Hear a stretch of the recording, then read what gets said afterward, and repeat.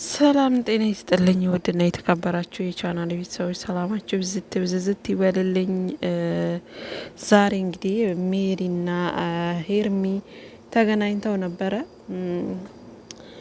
በተገናኙበት ታይም እንግዲህ ሜሪ ሄርሚን ደበደበቻት።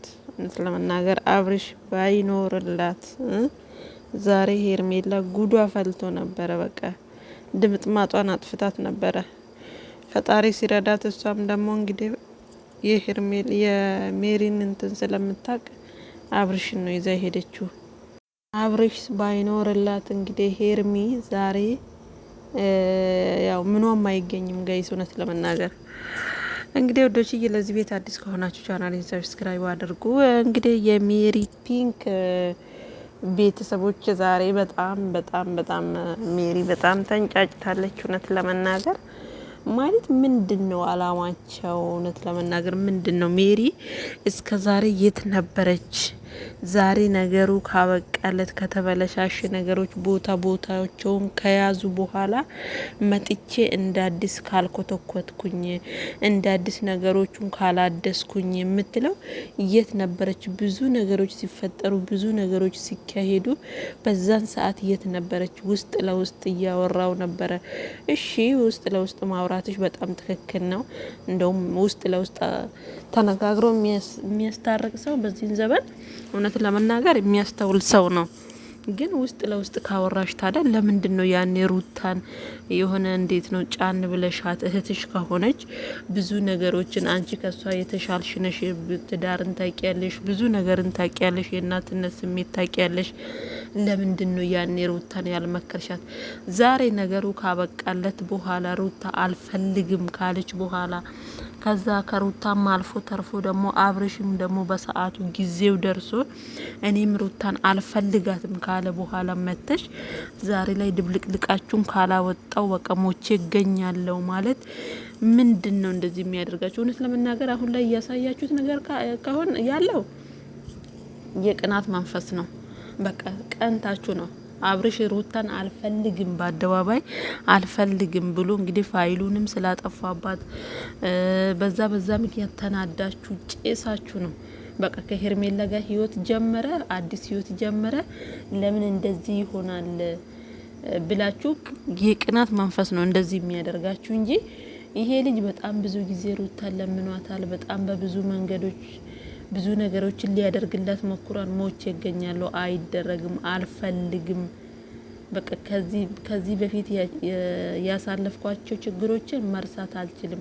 ከአብርሽ ጋር ታርቄ ከልጅ አባት ጋር ታርቄ ነገሮችን ማስተካከል አልፈልግም ያለችው እራሷ ሩታ ነች። ዛሬ ላይ ታዲያ አብርሽ ቆርጦለት ወጥቶለት ወደ ሌላ ህይወት ወደ ራሱ አዲስ ህይወት ለመጀመር ሲሄድ አትርሱኝ ባይሆናችሁ ሰምን ነው እንዴ? አብርሽ ሲመጣ ያዙኝ ልቀቁኝ አልሞቼ ይገኛለሁ አልሆንም ትላለች ሩታ። አብርሽ ሲሄድ ደግሞ ለምን ሄደ ትላለች። ምንድነው ነገሩ? ምንድነው? ቅናት ነው ወይስ አልገባኝም። እውነት ለመናገርና በጣም ነው የምታወዛግቡት። አብርሽ እኮ ምንም ነገር አላደረገም። አጥፍቷል። ባጠፋው ልክ ይቅርታ ጠይቋል። አልቀበልም፣ ይቅርታ ማድረግ አልፈልግም ለአብርሽ የሚባል ሰው ልጅክን በምትፈልገው ታይም መተክ ማየት ትችላለክ ብላ ሞቼ ይገኛሉ ብላ ያስፈረመችው እሷ ነች።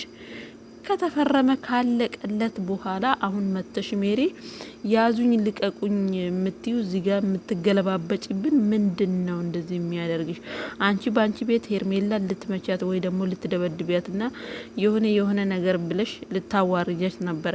በነገርሽ ላይ ሄርሜላ አክብራሽ ነው እንደዚህ ዝም ያለችሽ እንጂ ሄርሜላ አቅሟ የት ድረስ እንደሆነ ብታቂ እንዲህ አትናገሪያትም ነበረ። አንቺ እዚህ ጋር መተሽ አሁን በነገራችን ላይ ሜሪ የምትፈልገው ምን መሰላችሁ ጋይስ?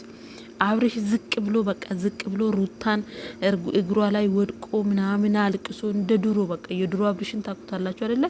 እያለቀሰ እየተነፈራረቀ ምናምን ነገር ሩታን እንዲለምናት፣ ሩታ ደግሞ በቃ አይሆንም ከሱ ጋር መቀጠል አልፈልግም ምናምን ብላ በቃ እንዴት ነው ግትር የሆነ ችክ ማለት ባህሪ እንዳላት እናቃለን። ሩታ እሺ እንደማትላብሽ እናቃለን። በቃ እኔ ያልኩት ካልሆነ አልሸነፍ ባይ ስለምትል አብርሽ ደግሞ እንደዛው ይንገላታ የማለት አላማ ነው ያላት እንጂ ዛሬ ላይ ሄርሜላን የጠራችሁ ለምንድነው ከሱ ጋር እንደዚህ የምትኙ ለምንድነው ይቅርታ ያደረግሽለት ምናምን ልትል ነው።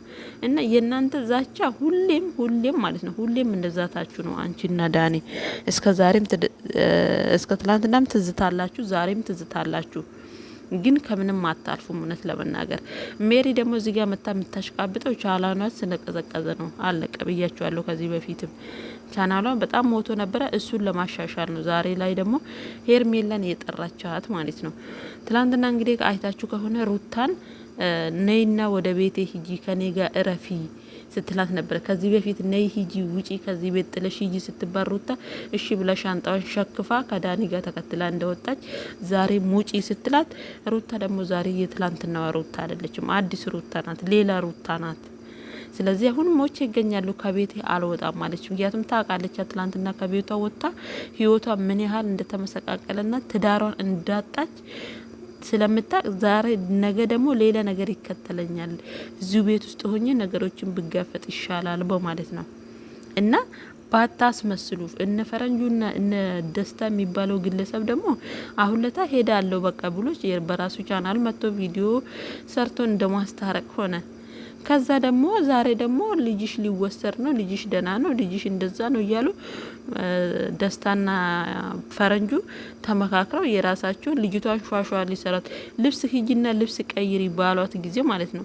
ሩታ ሄዳ ልብስ ብትቀይር ልጁን ለነሱ ሰጥታ እነሱ ወይ ልጁን ሊሸውዷት ይሁን ብቻ አላቅም እኔ ምን አስበው እንደሆነ እውነት ለመናገርና ልጁንም ባትረብሹት ሩታንም ደግሞ ባታስለቅሷት በቃ ባታስለቅሷት ልጇን ታሳድግበት። ገባችሁ አይደለ? እሱ አብርሽ አይደለም አልፈልግም ያላት አብርሽ በስተመጨረሻው ነው። በቃ ነገሮች ሲያበቁለት የሆነ ለምኗት እምቢ ስትለው ነው እንጂ አብርሽ በጣም በብዙ መንገድ ሩታን ለመለመን ሞክሯል። ግን አልሰማ ያለችው ሩታ